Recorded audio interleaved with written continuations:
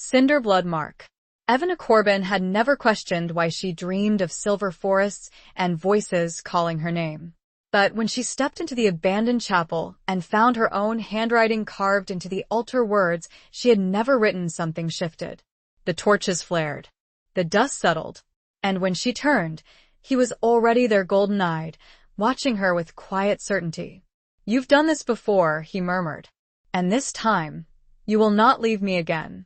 Chapter 1. The Chapel of Whispers. The late afternoon sun cast long, skeletal shadows through the stained glass windows of the abandoned chapel, painting the dust-laden floor in hues of amethyst and ruby. Evan Corbin, at 57, felt a familiar ache in her knees as she stepped across the threshold, the scent of damp stone and decaying wood filling her nostrils. It wasn't a pleasant smell, yet it tugged at something deep within her, a sense of homecoming. She ran a gloved hand over the crumbling stone of a nearby pillar, the chills seeping through the thin fabric. Why had she come here?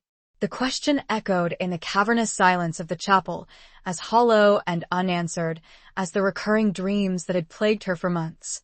Dreams of silver-leaved forests, a voice whispering her name, a name that felt both familiar and utterly foreign. Evan. It was her name, yes, but spoken with a cadence, a weight, that she didn't recognize in her waking life.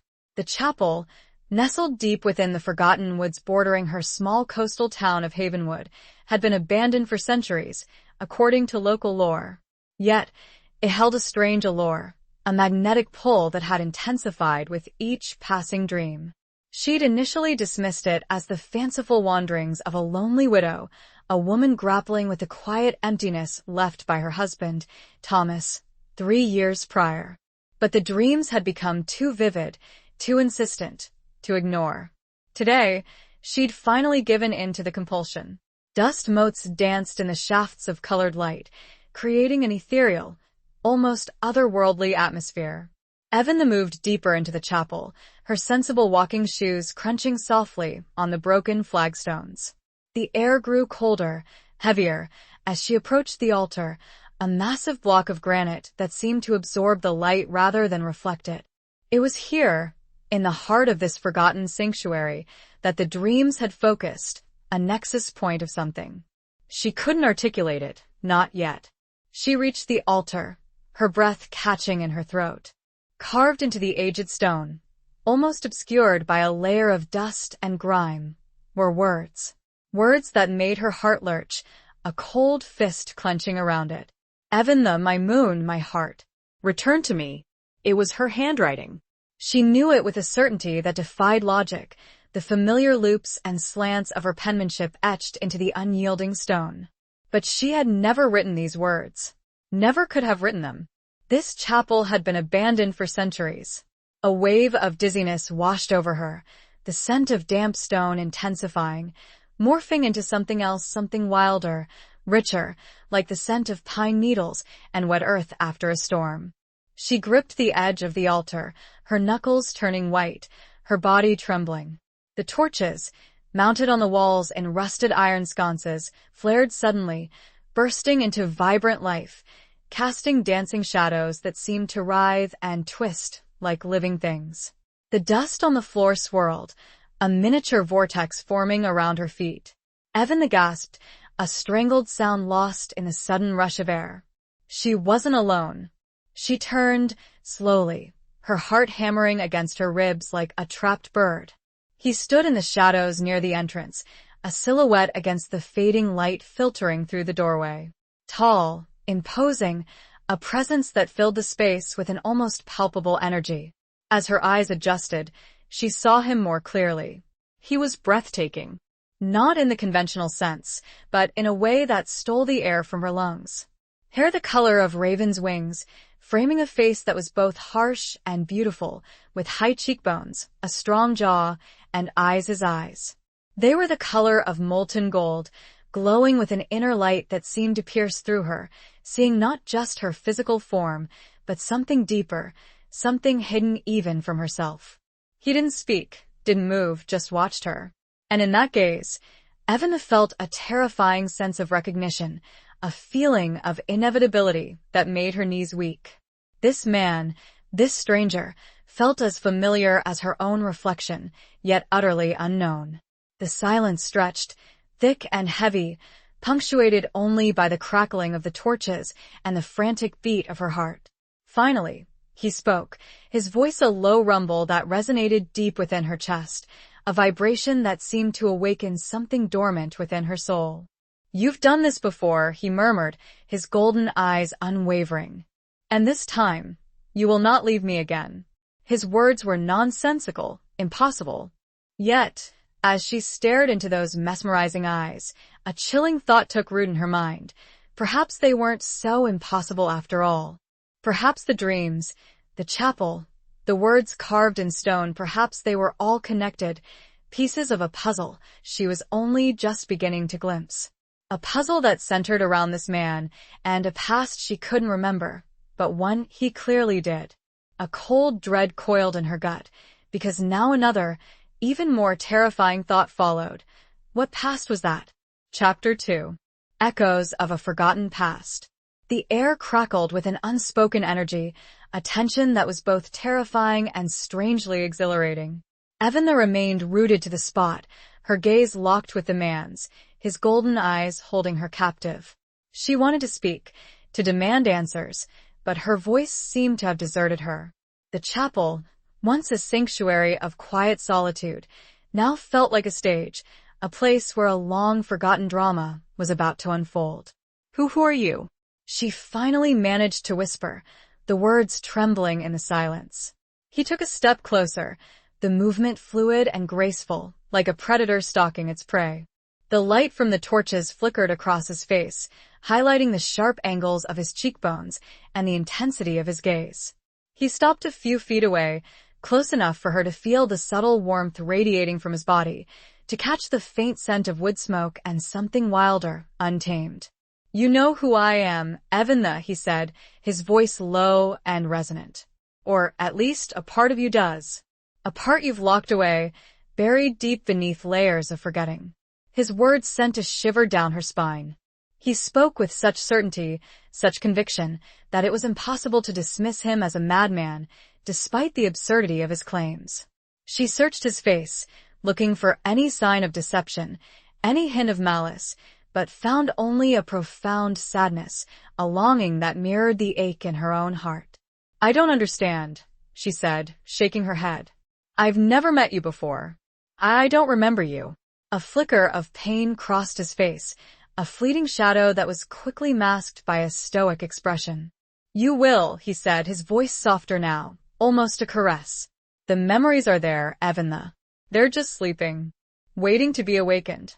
He reached out, his hand hovering hesitantly over hers, which still rested on the cold stone of the altar. The air between their fingertips seemed to shimmer, charged with an unseen energy. Evelyn felt a pull, a magnetic force drawing her towards him, and she instinctively recoiled, pulling her hand away as if burned. "Don't," she said, her voice sharper than she intended. "Don't touch me." He withdrew his hand, his golden eyes clouded with a mixture of hurt and understanding. "I won't force you, Evelyn," he said. "But I won't let you run away either. Not this time." The implicit threat in his words sent a fresh wave of fear through her, but beneath the fear, a flicker of curiosity ignited. Not this time. What did he mean by that? And why did his words resonate with such a profound sense of familiarity? She thought of the inscription on the altar, the words she had somehow written, yet had no memory of writing. "Evelyn, my moon, my heart, return to me." The words echoed in her mind, a haunting refrain that seemed to vibrate with the same energy that emanated from this mysterious stranger. "The inscription," she said, her voice barely above a whisper. "I wrote that, didn't I?" He nodded, his gaze never leaving hers. "You did. Centuries ago, when we were together." "Centuries?" The word hung in the air, heavy and unbelievable. Evelyn felt a surge of disorientation, the world around her seeming to tilt and sway. She gripped the edge of the altar, her knuckles turning white, her mind struggling to reconcile the reality she knew with the impossible truth he was presenting. That's impossible," she stammered. "I'm 57 years old. I've lived a normal life. A quiet life. He smiled, a sad, almost wistful smile that didn't quite reach his eyes. Normal is a relative term, Eventha, and quiet is often the loudest scream. He gestured around the chapel, his gaze encompassing the crumbling walls, the stained glass windows, the flickering torches. This place it remembers. It holds the echoes of our past, of a love that defied time, a bond that even death couldn't break. He paused, his golden eyes searching hers, as if looking for a flicker of recognition, a spark of memory. We were bound, Eventha, soul to soul.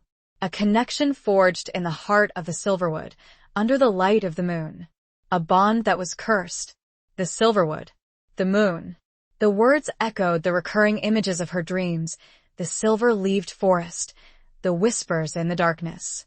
It was all starting to feel real. Too real. Cursed?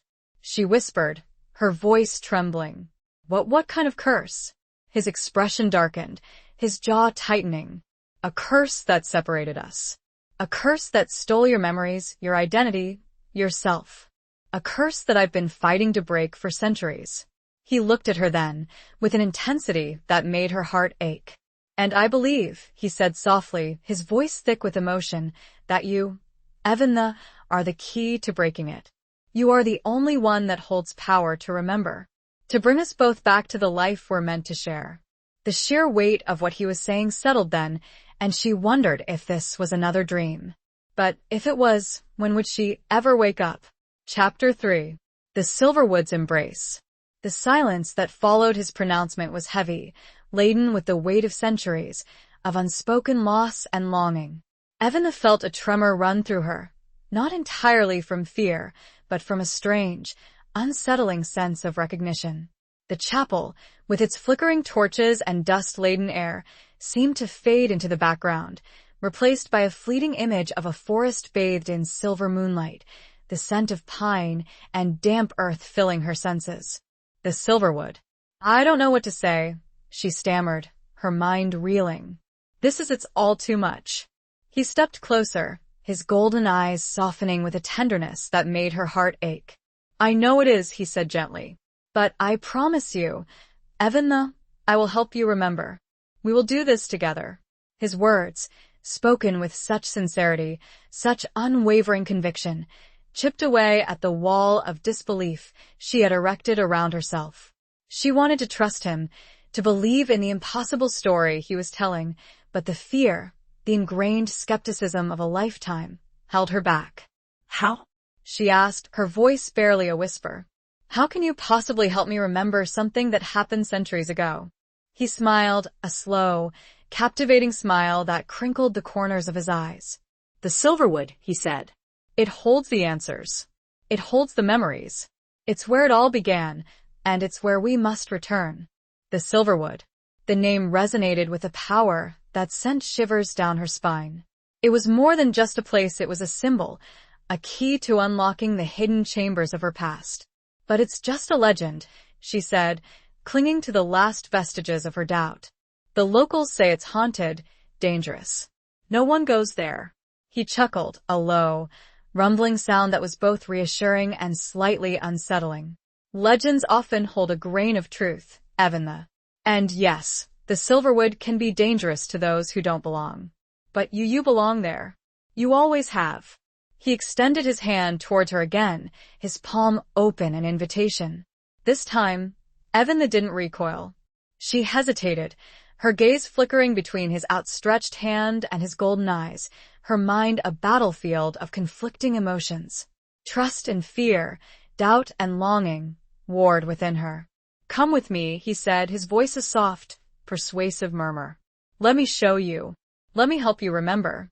The pull was undeniable, a magnetic force that seemed to draw her soul towards his. She thought of her quiet, empty life, the loneliness that had become her constant companion. She thought of the dreams, the whispers, the inscription on the altar. And she thought of the look in his eyes, the profound sadness, the unwavering hope that mirrored the ache in her own heart. Slowly, tentatively, she reached out and placed her hand in his. His fingers closed around hers, his touch surprisingly gentle, yet firm. A jolt of energy surged through her, a warmth that spread from her hand to her arm, to her chest, to every cell in her body. It was a feeling of coming home. He smiled, his golden eyes shining with a light that seemed to banish the shadows from the chapel. "That's it, Evan," he said softly. "Trust me." He led her out of the chapel, into the fading light of the late afternoon. The air outside was cool and crisp, carrying the scent of pine and damp earth, the same scent that had filled her senses in the chapel, the scent of the silverwood. As they walked, he began to tell her stories. Stories of a time long past, of a world where magic was real, where humans and werewolves coexisted, sometimes in peace, sometimes in conflict. He spoke of a powerful bond, a soulmate connection that had linked them together, a love that had defied all odds. He told her his name was Lorcan. He spoke of the curse, a dark magic that had been cast upon them by a jealous rival, a sorceress who had coveted Avant's power, her connection to the ancient magic of the Silverwood. The curse had ripped them apart, separating them across time, stealing Avant's memories and scattering her through the centuries, leaving Lorcan to search for her, to wait for her return. Evan listened, mesmerized, her doubts slowly melting away with each word, each story, each shared glance. The pieces of the puzzle were starting to fit together, the fragments of her dreams, the inscription on the altar, the strange familiarity of Lorcan's presence, all coalescing into a coherent, if unbelievable, narrative. They reached the edge of the woods, the trees towering above them, their branches intertwined, creating a dense canopy that blocked out the last rays of the setting sun. The air grew colder, heavier, charged with an almost palpable energy. This was the Silverwood. Lorcan paused, his hand tightening around hers. "Are you ready, Evanna?" he asked, his golden eyes searching hers. She looked at him, at the man who claimed to be her soulmate, her lover from a forgotten past. She looked at the forest, at the dark, mysterious depths of the Silverwood, and a sense of both fear and exhilaration filled her. She took a deep breath, the scent of pine and damp earth filling her lungs, grounding her, connecting her to something ancient and powerful. "Yes," she said, her voice firm, her gaze unwavering. "I'm ready." And with that, Lorcan led her into the Silverwood's embrace. The darkening trees loomed before them, and she found herself anticipating, rather than dreading, what truths might be revealed within. Chapter 4. Scars of the Moon. The Silverwood was different from any forest Evan had ever experienced. The trees, ancient and towering, were unlike any she'd seen before, their bark a shimmering silver that seemed to reflect the faintest moonlight, even in the deepening twilight. The air was thick with an almost palpable magic, a sense of ancient power that hummed beneath her skin. Lorcan walked beside her, his hand still clasped in hers, his presence a reassuring warmth in the growing darkness. He moved with a silent grace, his senses alert, his golden eyes scanning the shadows, a subtle tension in his body that spoke of a vigilance honed over centuries. "The Silverwood is alive," Evan whispered, her voice hushed with awe. Lorcan nodded, his gaze softening as he looked at her. "It is. It has a spirit, a consciousness, of its own. It remembers everything that has happened within its embrace. And it remembers us?" "It does," he said, his voice low and resonant. "It remembers our love, our bond, our pain." The mention of pain sent a shiver down her spine. She remembered the curse he had spoken of, the dark magic that had ripped them apart. She wanted to ask him more, to understand the details of their past, but the words seemed to catch in her throat. As they walked deeper into the forest, the trees grew taller, their branches intertwining to form a dense canopy that blocked out the sky. The only light came from the faint, ethereal glow of the silver bark and from the occasional flicker of fireflies that danced among the trees. Lorcan stopped suddenly, his body tensing. He raised his free hand, signaling her to be silent. Evanna held her breath, her heart pounding in her chest. She strained her ears, listening for any sound, any sign of danger, but heard only the rustle of leaves and the distant hoot of an owl. "What is it?" she whispered, her voice barely audible. "Hunters," he murmured, his golden eyes narrowed, focused on a point deep within the shadows. "They've been tracking us." "Hunters?" The word sent a jolt of fear through her. She remembered the stories Lorcan had told her, of the conflict between humans and werewolves, of the ancient animosity that still simmered beneath the surface of their seemingly peaceful world. "Who are they?" she asked, her voice trembling. "What do they want?" "They want what they've always wanted," he said, his voice grim. "To eradicate us. To wipe out any trace of the supernatural from this world." He turned to her, his golden eyes filled with a fierce protectiveness. "Stay close to me, Eventha," he said. "Don't leave my side." She nodded, her hand tightening around his. She trusted him, instinctively, completely, despite the lingering doubts that still flickered at the edges of her mind. She knew, with a certainty that defied logic, that he would protect her, even at the cost of his own life. They continued walking, moving deeper into the forest, Lorcan leading the way, his senses on high alert. The air grew colder, heavier, the sense of ancient power intensifying. Eventha felt a strange, tingling sensation on her skin, a prickling awareness that seemed to connect her to the very essence of the silverwood. Suddenly, a twig snapped nearby. Lorcan spun around, his body shifting, transforming. Eventha gasped, her eyes widening in disbelief. Before her stood not a man, but a wolf, a magnificent creature with fur the color of midnight and eyes that glowed with the same golden light as Lorcan's human form. The wolf growled, a low, rumbling sound that vibrated through the air, a warning to any who dared to approach. Eventha stood frozen, her mind struggling to comprehend the transformation she had just witnessed. This was real. This was actually happening. From the shadows, figures emerged. 3 men, armed with crossbows and silver-tipped arrows, their faces grim, their eyes filled with hatred. The hunters. Lorcan, in his wolf form, positioned himself between Eventha and the hunters, his body a shield, his growl deepening into a menacing snarl. "Stay back, Eventha," his voice, now deeper and rougher, echoed in her mind, a telepathic command that bypassed her ears and went straight to her consciousness. "I'll handle this." She wanted to protest, to tell him to be careful, but she knew that he was right. She was no match for these hunters, armed with weapons specifically designed to kill his kind. She could only watch, her heart pounding in her chest, as Lorcan faced the danger, his body tense, his eyes blazing with a fierce, protective light. He would not let these hunters touch her, she knew. Not while even an ounce of his strength remained. But what if that wasn't enough? Chapter 5. A bond forged in shadows.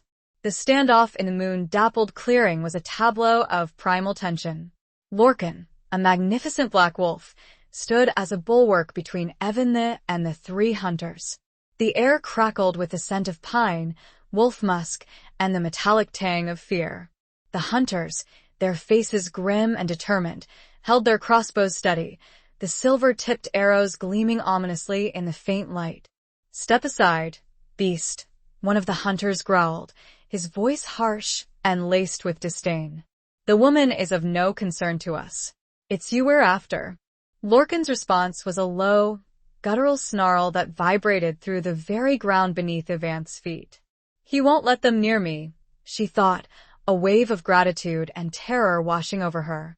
The telepathic link between them was surprisingly strong, a silent conversation that bypassed the need for spoken words.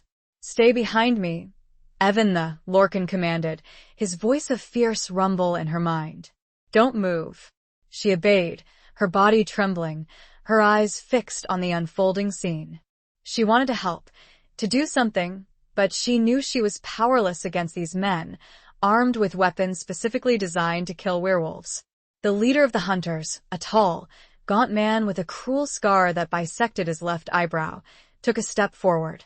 "We know what you are," he said, his voice dripping with venom. "A creature of darkness, an abomination. You don't belong in this world." Lorcan remained silent, his golden eyes blazing with defiance. He was a creature of darkness, yes, but he was also something more. He was a protector, a guardian, a lover. And he would not let these men harm the woman he had waited centuries to reclaim. The tension stretched, taut and brittle, like a bowstring drawn to its breaking point. Evan held her breath, her heart pounding in her chest, her senses on high alert. She could feel the fear radiating from the hunters, but she could also sense their determination, their unwavering belief in their twisted cause. Suddenly, the leader of the hunters gave a signal, and the other two men raised their crossbows, aiming directly at Lorcan. Evan cried out, a wordless scream that was lost in the sudden rush of movement. Lorcan lunged, a blur of black fur and flashing teeth. He moved with a speed and agility that defied belief, dodging the first volley of arrows with ease. He slammed into one of the hunters, sending him sprawling to the ground, his crossbow clattering harmlessly away. The other two hunters fired again, their arrows whistling through the air. One grazed Lorcan's flank, drawing a yelp of pain, but he ignored it, his focus solely on protecting Evan. He attacked the second hunter, knocking him off his feet with a powerful swipe of his paw. The leader of the hunters, seeing his companions disabled, drew a silver dagger from his belt, his eyes filled with a mixture of fear and rage. He lunged at Lorcan, aiming for his heart. Evan screamed again, a desperate cry that echoed through the silent forest. She couldn't just stand there and watch him die. She had to do something. Instinctively, she reached out, her hand grasping a fallen branch, thick and heavy with age. She charged forward, fueled by a surge of adrenaline and a desperate need to protect the man the wolf who had claimed her as his own. She swung the branch with all her might, striking the hunter across the back of his head. He staggered, momentarily stunned, giving Lorcan the opening he needed. Lorcan seized the opportunity, leaping onto the hunter and pinning him to the ground, his teeth bared in a menacing snarl. The hunter struggled, but he was no match for Lorcan's strength and ferocity. Lorcan looked up at Evan, his golden eyes filled with a mixture of surprise and something else. Brida? Admiration? Thank you, he said, his voice a soft rumble in her mind. You saved me. She stared at him, her breath coming in ragged gasps, her body trembling with the aftermath of the adrenaline rush. She had saved him. She, a 57-year-old widow, had saved a centuries-old werewolf from a band of armed hunters. The two other hunters were slowly regaining consciousness, groaning in pain. Lorcan turned his attention back to them, his growl deepening into a warning. He didn't need to kill them, he had made his point. The hunters, realizing they were outmatched, scrambled to their feet and fled into the darkness, their weapons abandoned, their pride shattered. Lorcan watched them go, his body tense, his eyes still glowing with a fierce light. Then he turned back to Evan, and the transformation began again. His fur receded, his bones shifted, his muscles rearranged themselves, until he stood before her once more, a man, naked and vulnerable, his body bearing the fresh scars of the battle. He looked at her, his golden eyes filled with a tenderness that made her heart ache. He reached out and gently touched her cheek, his fingers tracing the curve of her jaw. You are amazing, he whispered, his voice husky with emotion. And in that moment, standing in the moonlit clearing, surrounded by the ancient trees of the Silverwood, Evan felt the last vestiges of her doubt crumble away. She believed him. She believed in their bond, in their love, in their shared destiny. He leaned down and kissed her, a slow, tender kiss that sealed their connection, a bond forged in shadows, tested by fire, and strengthened by a love that had endured for centuries. The kiss, though anticipated, rocked her to her core, and she responded in kind. The future, she realized, was still unknown. Chapter 6. The Hunter's Pursuit. The kiss lingered, a promise of a future yet to be written, a testament to a love that had defied time and death. When they finally broke apart, Evan felt a profound sense of peace, a feeling of belonging she hadn't realized she had been missing for so long. Lorcan, still naked, didn't seem to notice the chill in the air. He gazed at her, his golden eyes filled with a warmth that chased away the lingering fear of the encounter with the hunters. He reached down and picked up his discarded clothes, pulling them on with a fluid grace that belied his recent transformation. "We should go," he said, his voice low and urgent. "They'll be back. And they'll bring more." Evan nodded, her heart still pounding from the adrenaline rush. She looked around the clearing, at the scattered remnants of the fight, the broken crossbows, the trampled undergrowth. The reality of their situation was starting to sink in. They were being hunted. "Where will we go?" she asked, her voice trembling slightly. "There's a place," he said. "A safe haven, deep within the Silverwood. It's where my pack lives. They'll protect us." His pack. The word conjured images of fierce wolves, of a hidden community living in the shadows, of a world she was only just beginning to understand. She felt a flicker of fear, but it was overshadowed by a stronger sense of trust in Lorcan. She had seen him fight, seen him protect her, seen the love in his eyes. She would follow him anywhere. They began to walk, Lorcan leading the way, his senses alert, his hand occasionally brushing against hers, a silent reassurance. The forest was darker now, the moon hidden behind a thick layer of clouds, the only light coming from the faint, ethereal glow of the silver bark. As they walked, Evan couldn't help but steal glances at Lorcan. He was a paradox, a creature of both darkness and light, a fierce warrior and a tender lover. She was still grappling with the reality of his true nature, of the fact that he was a werewolf, a creature of myth and legend. But the more time she spent with him, the more she realized that the legends were only a small part of the truth. "Tell me about your pack," she said, her voice breaking the silence. He smiled, a slow, captivating smile that crinkled the corners of his eyes. "They're my family," he said. "They've been with me for centuries, through thick and thin. They're fiercely loyal, protective, and a bit eccentric." He chuckled, a low, rumbling sound that was both reassuring and slightly unsettling. "You like them," he said. "They'll welcome you with open arms. You're one of us now, Evan one of them." The words sent a shiver down her spine. She was no longer just Evan the Corbin, the quiet widow from Havenwood. She was something more, something different. She was part of a hidden world, a world of magic and danger, of ancient bonds and unwavering loyalties. Suddenly, Lorcan stopped, his body tensing. He raised his hand, signaling her to be silent. Evan held her breath, her heart pounding in her chest. She strained her ears, listening for any sound, any sign of danger. She heard it then, a faint rustling in the undergrowth, the snap of a twig, the muffled sound of voices. The hunters. They had found them again. Lorcan turned to her, his golden eyes filled with a fierce determination. "Run, Evan," he commanded, his voice urgent. "Get to the clearing ahead. I'll hold them off." "No," she protested. "I won't leave you." "You have to," he said, his voice firm. "There are too many. I can't protect you and fight them at the same time. You need to get to safety. The pack will find the clearing too. We'll meet there." He gave her a quick, desperate kiss, a kiss filled with love and fear and a promise of reunion. Then, he pushed her forward, urging her to run. Evan hesitated for a moment, her heart torn between her desire to stay with him and her need to survive. But she knew he was right. She had to trust him.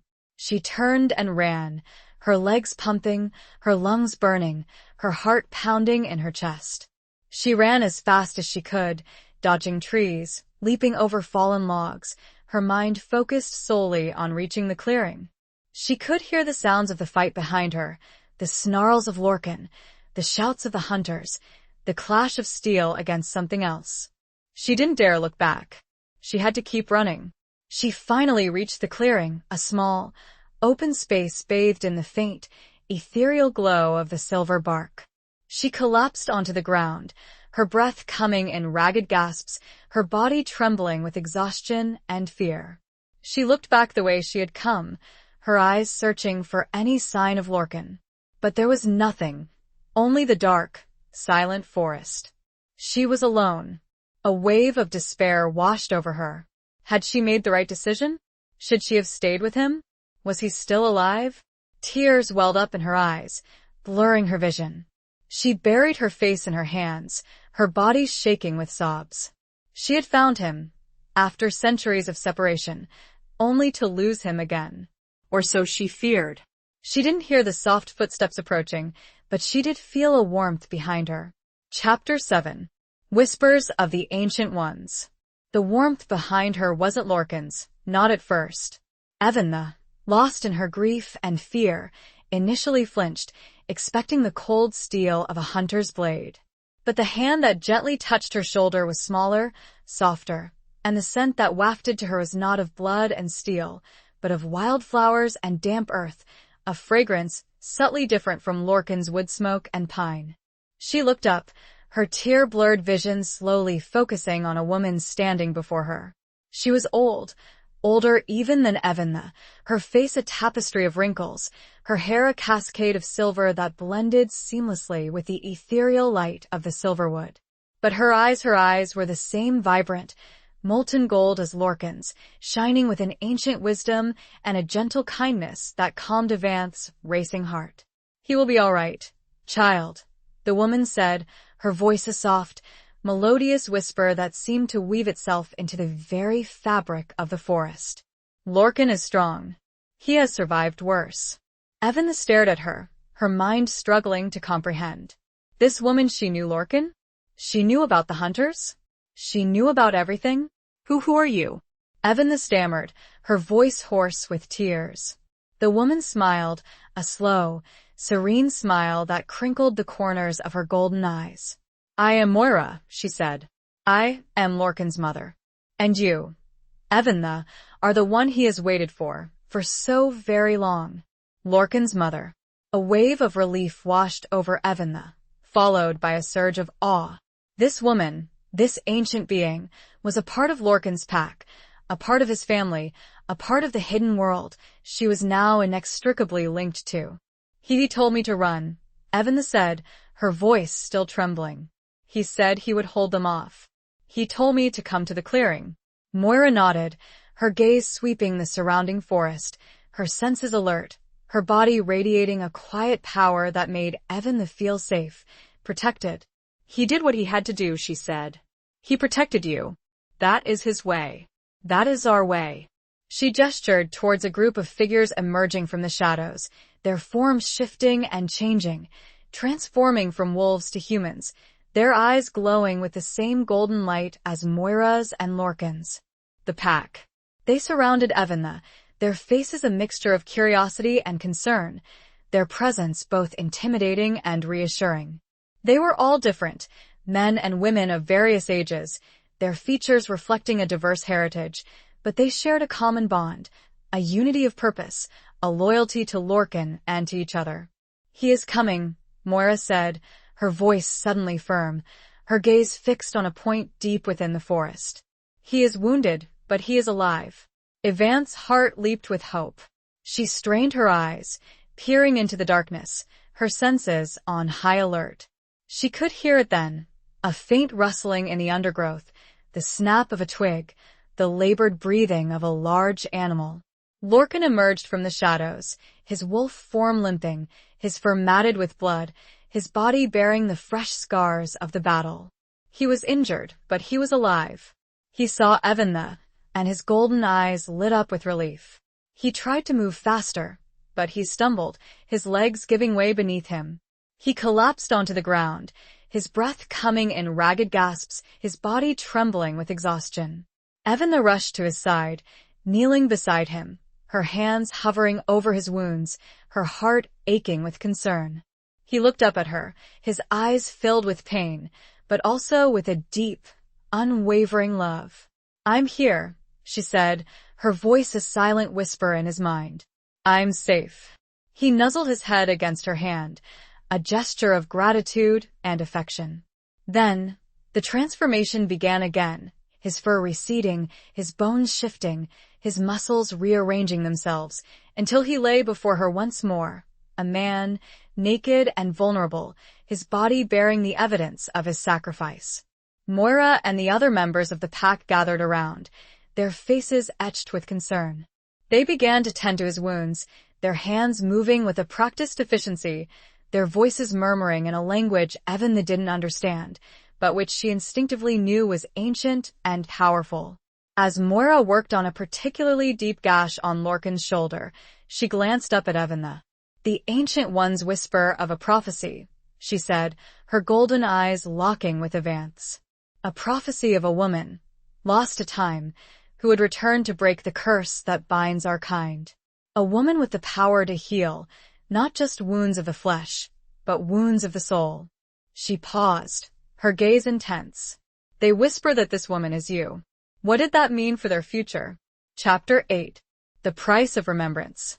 Moira's words hung in the air, heavy with the weight of prophecy and ancient lore. Evan stared at her, her mind reeling. She, a simple woman from a small coastal town, was the key to breaking a centuries-old curse? It seemed impossible, preposterous, yet the look in Moira's golden eyes, the unwavering belief of the pack, the undeniable connection she felt with Lorcan, it all pointed to a truth she could no longer deny. Lorcan, weakened but conscious, reached out and took her hand, his grip surprisingly strong. He looked at her, his eyes filled with a mixture of hope and fear. "Don't be afraid, Evan," he said, his voice a soft whisper in her mind. "You are stronger than you know." She squeezed his hand, her heart aching with a mixture of love and apprehension. She wanted to be strong for him, for the pack, for herself. But the weight of responsibility, the burden of prophecy, felt almost too heavy to bear. "I don't know what to do," she stammered, her voice trembling. "I don't know how to break a curse." Moira, who had finished tending to Lorcan's wounds, placed a comforting hand on Avant's shoulder. "The knowledge is within you, child," she said gently. "It's buried deep, locked away with the memories of your past life. You must remember, Evan. You must remember who you were, who you are. Remember." The word echoed the constant refrain of Lorcan's pleas, the whispers of the Silverwood, the inscription on the altar. But how could she remember something that had been stolen from her, erased from her consciousness centuries ago? "There is a price," Moira said, her voice turning somber. "The curse it feeds on forgetting. To break it, you must confront the pain, the loss, the trauma that caused you to forget in the first place. It will not be easy, Evan. It will be agonizing." Evan felt a chill run down her spine. She thought of the fleeting glimpses of her past life that had surfaced in her dreams, the silver-leaved forest, the whispers in the darkness, the sense of overwhelming love and a searing pain, a feeling of loss so profound it had almost shattered her. What happened?" she asked, her voice barely a whisper. "What caused me to forget?" Lorcan looked away, his jaw tightening, his eyes filled with a pain that mirrored her own. Moira answered, her voice soft but unwavering. "You were betrayed," she said. "By someone you trusted, someone you loved. The sorceress, Lyra, she coveted your power, your connection to the Silverwood. She used dark magic to sever your bond with Lorcan, to steal your memories, to scatter you through the centuries." Lyra. The name resonated with a dark, sinister energy, a feeling of ancient hatred and betrayal. Evan felt a surge of anger, a righteous fury that surprised her with its intensity. She took everything from me," Evan whispered, her voice trembling with rage. "She tried," Lorcan said, his voice hoarse with emotion. "But she failed. She couldn't destroy your soul, your essence. She couldn't break the bond that connects us, even across time." He looked at her, his golden eyes filled with a love that transcended centuries, a love that had endured despite the curse, despite the pain, despite the forgetting. "You will remember, Evan," he said, his voice firm, his grip tightening on her hand. "I know you will. And when you do, we will defeat her. Together." Moira nodded, her gaze unwavering. "The Silverwood will help you," she said. "It holds the memories, the power, the answers you seek. But you must be willing to face the truth, no matter how painful it may be." She gestured towards the heart of the forest, towards a path that seemed to disappear into the shimmering silver mist. "Go," she said. "Follow the path. It will lead you to the place where it all began. The place where you can reclaim your past, your power, yourself." Evelyn looked at Lorcan, her heart filled with a mixture of fear and determination. She knew what she had to do. She had to face her past, confront the pain, and break the curse that had separated them for so long. She stood up, her legs shaky but firm, her gaze fixed on the path ahead. She took a deep breath, the scent of pine and damp earth filling her lungs, grounding her, connecting her to the ancient magic of the Silverwood. "I'm ready," she said, her voice clear and strong. And with that, Evelyn stepped onto the path, leaving behind the safety of the pack and venturing into the heart of the Silverwood to confront the shadows of her past and the price of remembrance. The weight of her decision, of the task before her, pressed down with the force of 1,000 lifetimes. Chapter 9. Beneath a Blood Moon. The path through the Silverwood was unlike any Evan that had ever encountered. It wasn't a clearly defined trail, but rather a subtle shift in the energy of the forest, a feeling of guidance, a sense of being drawn towards a specific destination. The trees seemed to whisper secrets as she passed, their silver leaves rustling in a language she couldn't understand, yet felt deep within her soul. The air grew colder, thicker, charged with an almost palpable magic. The faint, ethereal glow of the silver bark intensified, casting long, dancing shadows that seemed to writhe and twist like living things. Evelyn walked slowly, her senses on high alert, her hand instinctively resting on the small, silver ring Lorcan had given her back at the chapel, a ring she now knew was an ancient artifact, a symbol of their bond, a conduit for their shared magic. As she walked, fragments of memories began to surface, fleeting glimpses of a past life, vivid and intense, yet fragmented and incomplete. She saw herself, younger, wilder, her hair a cascade of raven's wings, her eyes shining with the same golden light as Lorcan's and Moira's. She saw herself running through the Silverwood, laughing, carefree, her hand clasped in Lorcan's, their love a tangible force that bound them together. But the joy was always followed by pain, a searing agony that ripped through her soul, a feeling of loss so profound it made her gasp for breath. She saw images of betrayal, of dark magic, of a woman with eyes as cold as ice, her face contorted with hatred and envy. Lyra. The memories were overwhelming, disorienting, yet they also felt real. They were pieces of a puzzle, slowly fitting together, revealing a picture of a life she had lived, a love she had shared, a tragedy she had endured. The path began to climb, leading her towards a higher elevation, towards a place where the trees thinned, revealing a glimpse of the night sky. The moon, full and luminous, hung low on the horizon, casting an eerie, reddish glow over the Silverwood. A blood moon. Evelyn felt a surge of fear, a primal dread that seemed to emanate from the very core of her being. She remembered Lorcan telling her about the blood moon, how it amplified dark magic, how it was a time of heightened danger, a time when the veil between worlds was thin.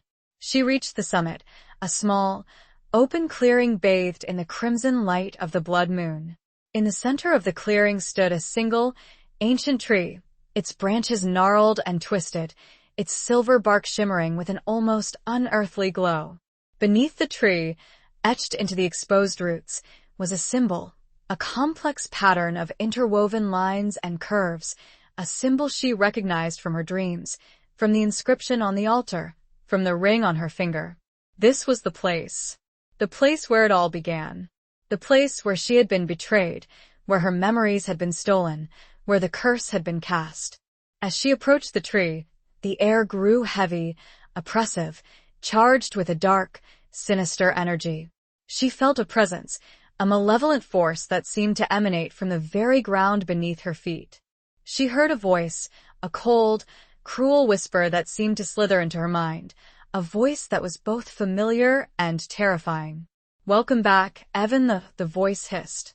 "Or should I say Moonshadow? It has been a long time." Evan froze, her blood turning to ice. She knew that voice. Lyra, you cannot escape me. The voice continued, its tone laced with malice. The curse is unbreakable. Your memories are mine. Your power is mine. Evan felt a wave of despair wash over her. She was trapped, alone, facing a powerful sorceress who had haunted her for centuries. But then, she remembered Lorcan's words, Moira's words, the whispers of the Silverwood. She was not alone. She had the strength, the power, the love, to fight back. She raised her hand, the silver ring on her finger glowing with a bright, defiant light. She focused her will, her intention, her love for Lorcan, her connection to the Silverwood. I am not afraid of you, Lyra, she said, her voice trembling but firm. I remember, and I will break your curse. The air around her crackled with energy, the crimson light of the blood moon intensifying. The battle had begun. The ancient tree groaned, and Evan wondered if it was in pain or anticipation. Chapter 10. The Unveiling of Truths. The clearing pulsed with a raw, chaotic energy. The blood moon, a malevolent eye in the sky, seemed to amplify the tension, casting the Silverwood in an unsettling crimson hue. Lyra's voice, a disembodied whisper laced with malice, continued to taunt Evan, attempting to break her resolve. Foolish girl, Lyra hissed. You cannot comprehend the power you are dealing with. The curse is woven into the very fabric of your being.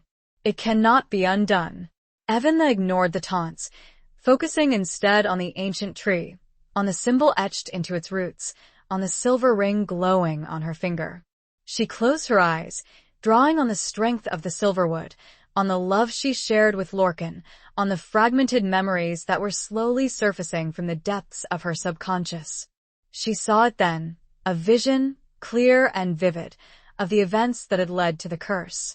She saw herself, young and vibrant, standing in this very clearing, her hand clasped in Lorcan's, their love a tangible force that radiated around them.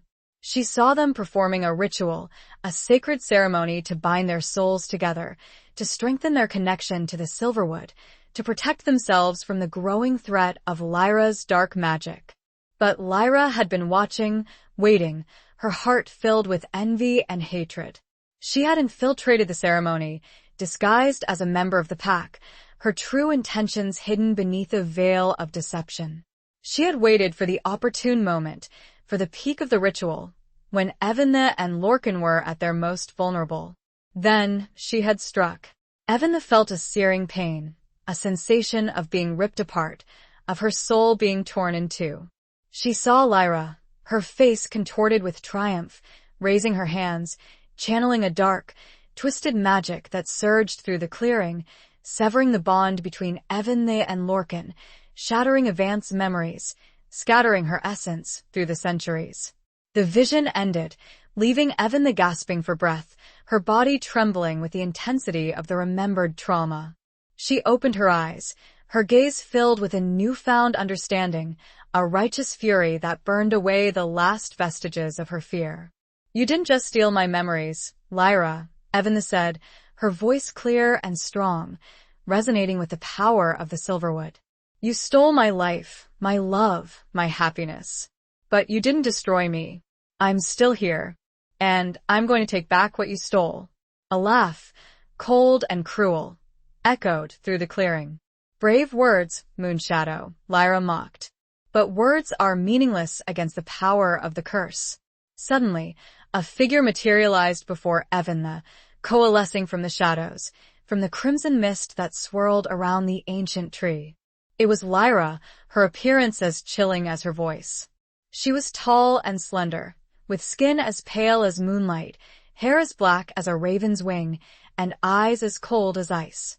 She wore a gown of shimmering black silk, adorned with intricate silver embroidery that seemed to writhe and twist like living serpents. You may have regained some of your memories, Lyra said, her voice dripping with disdain. But you are still weak, still vulnerable. You cannot defeat me. Evan stood her ground, her hand still raised, the silver ring glowing with a fierce, defiant light. I may be weak, she said, but I am not alone. I have Lorcan. I have the silverwood. And I have the power of a love that has endured for centuries. Lyra sneered. Love? A pathetic weakness. Power is the only true strength. And I have more power than you can possibly imagine. She raised her hands, and the air around her crackled with dark energy. Tendrils of black mist snaked out from her fingertips, reaching towards Evan, seeking to ensnare her, to drain her life force, to crush her spirit. Evan braced herself, drawing on the power of the silverwood, on the love that flowed through her, on the ancient magic that was awakening within her. She felt a surge of energy, a warmth that spread from her heart to her fingertips, to every cell in her body. The silver ring on her finger pulsed with light, and a beam of pure, white energy shot out, striking the tendrils of black mist, repelling them, forcing them back. The battle had truly begun. The air thrummed, and it seemed even nature was holding her breath. Chapter 11. The Torn Tapestry of Fate. The clash between Avant's pure, white energy and Lyra's dark, twisted magic sent shockwaves through the clearing. The ancient tree groaned, its branches swaying wildly, its silver leaves rustling in a frantic whisper. The blood moon, a silent witness to the unfolding drama, seemed to pulsate with an ominous energy. Lyra, momentarily stunned by Avant's resistance, quickly regained her composure. Her eyes narrowed, her face contorting with a mixture of rage and surprise. Impressive, Moonshadow, she hissed, her voice laced with a grudging respect. But you are merely delaying the inevitable. You cannot win. She unleashed another wave of dark energy, this time more powerful, more focused, more determined to break Avant's defenses. Tendrils of black mist, thicker and more menacing than before, snaked out from her fingertips, swirling around Evan, seeking to bind her, to suffocate her, to crush her spirit. Evan struggled, her body trembling with the effort of holding back the dark magic. She felt her strength waning, her energy reserves depleting, her connection to the silverwood faltering. She was losing. But then, she remembered Lorcan. She remembered his love, his unwavering belief in her, his sacrifice to protect her. She remembered the centuries of pain and separation they had endured, the longing that had echoed through time, the hope that had kept them alive. She closed her eyes, drawing on the power of their bond, on the love that had defied death, on the ancient magic that flowed through their veins. She whispered his name, a silent plea, a desperate call for help. Lorcan, and then she felt it. A surge of energy, warm and familiar, flowing into her, bolstering her strength, renewing her spirit, strengthening her connection to the silverwood. It was Lorcan, his presence, his power, reaching out to her across the distance, bridging the gap between them, reinforcing their unbreakable bond. She opened her eyes, her gaze filled with a newfound determination, a fierce light that mirrored the glow of the silver ring on her finger. She pushed back against Lyra's dark magic, her own energy surging, expanding, becoming a beacon of pure, white light that illuminated the clearing. The tendrils of black mist recoiled, hissing and spitting, unable to withstand the force of Avant's renewed power. Lyra staggered backward, her eyes widening in disbelief, her face etched with a mixture of shock and fear. "Impossible," she gasped. "How can you be so strong?" "I am not alone, Lyra," Evan said, her voice ringing with a newfound confidence. "I have Lorcan. I have the silverwood. And I have the power of a love that you will never understand." She raised her hand, and the silver ring on her finger blazed with an intense, blinding light. A beam of pure energy shot out, striking Lyra with the force of a thunderbolt, throwing her backward, sending her crashing into the ancient tree. Lyra screamed, a piercing cry of pain and rage that echoed through the silverwood. She struggled to her feet, her body trembling, her gown torn, her face contorted with hatred. "You may have won this battle, Moonshadow," she snarled, "but you will not win the war. The Cursed is still in place. You are still bound to it. And I will never stop hunting you, both of you, until you are both destroyed." With a final, venomous glare, She vanished, dissolving into the shadows, into the crimson mist, leaving behind only the echo of her threat and the lingering scent of dark magic. Evan stood there, her body trembling with exhaustion, her energy depleted, her mind reeling from the confrontation. She had won for now. But Lyra's words, her threat, hung heavy in the air, a chilling reminder that the battle was far from over. That the very tapestry of her fate was torn. The moon's light seemed a little less red, however, and this gave her a small sliver of hope. Chapter 12. A Sanctuary Found and Lost. The silence that followed Lyra's departure was profound, broken only by the rustling of the silver leaves and Evanth's ragged breathing. The clearing, once a battleground of opposing energies, felt strangely empty, the lingering scent of dark magic a stark reminder of the confrontation that had just taken place. Evan slowly lowered her hand, the silver ring dimming, its energy reserves depleted. She felt weak, drained, her body trembling with exhaustion. She looked at the ancient tree, at the symbol etched into its roots, at the place where Lyra had stood, and a wave of despair washed over her.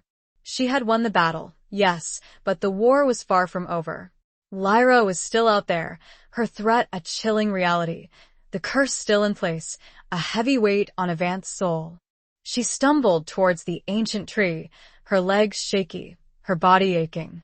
She reached out and touched the rough bark, drawing strength from its ancient presence, from its connection to the silverwood, from its silent witness to the events of centuries past. She closed her eyes, seeking solace, seeking guidance, seeking answers. She needed to find Lorcan, to reunite with the pack, to find a way to break the curse, to finally be free from Lyra's shadow. Suddenly, she heard a sound, a familiar rustling in the undergrowth, the snap of a twig, the soft padding of paws. She opened her eyes, her heart leaping with hope. Lorcan emerged from the shadows, his wolf form limping slightly, his fur still matted with blood in places, but his golden eyes shining with relief and love. He saw her, and a low whine escaped his throat, a sound of pure joy and reassurance. He transformed, his bones shifting, his muscles rearranging themselves, until he stood before her a man, naked and vulnerable, but whole, alive, and radiating a warmth that chased away the lingering chill of Lyra's presence. "Evan he whispered, his voice hoarse with emotion. He rushed towards her, his arms wrapping around her, holding her close, his body trembling against hers. She clung to him, burying her face in his chest, breathing in his familiar scent of wood smoke and pine, drawing strength from his presence, from his love, from their unbreakable bond. She was here, Evan said, her voice muffled against his chest. Lyra, she was here. Lorcan held her tighter, his hand stroking her hair, his body a shield against the darkness. "I know," he said. "I felt it. I felt your struggle. I thought I had lost you. I'm here," she whispered. "I'm safe. For now." They stood there for a long moment, clinging to each other, finding solace in their shared embrace, their love a beacon of hope in the midst of the surrounding darkness. Finally, Lorcan pulled back slightly, his golden eyes searching hers, his face etched with concern. "Are you all right?" he asked. "Did she hurt you?" I'm tired," Evan said. "But I'm okay." I pushed her back. "But the curse, it's still there." Lorcan nodded, his jaw tightening, his eyes filled with a grim determination. "We'll find a way to break it, Evan he said. "I promise you. We'll do it together."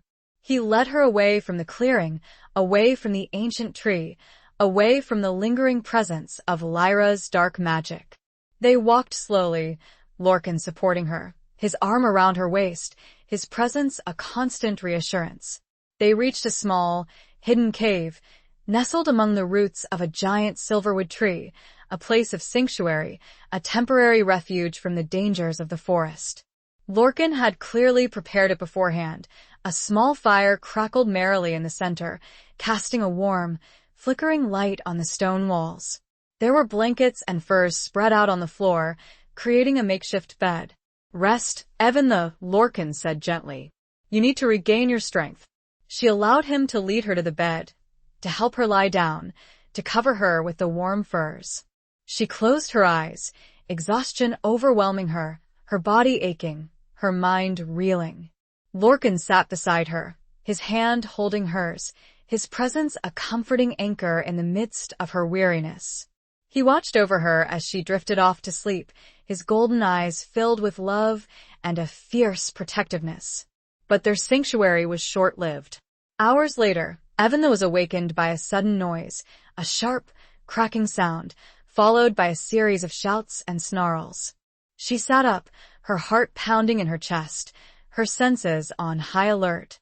Lorcan was already on his feet, his body tense, his eyes glowing with a fierce light.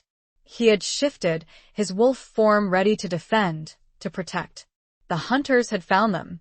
The cave entrance was suddenly filled with figures, men armed with crossbows and silver-tipped arrows, their faces grim, their eyes filled with hatred.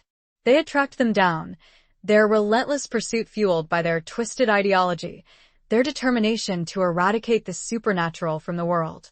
Lorcan growled, a low, menacing sound that vibrated through the cave, a warning to the hunters, a promise of violence.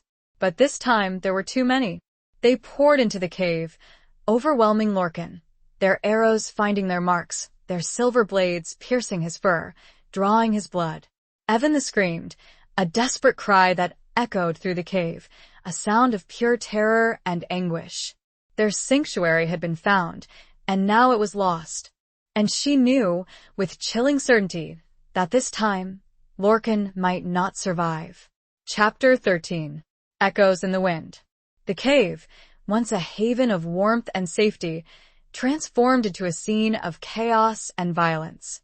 Lorcan, in his wolf form, fought with a ferocity born of desperation, his snarls and growls echoing off the stone walls. But the hunters were relentless, their numbers overwhelming, their silver-tipped weapons finding their marks with sickening accuracy.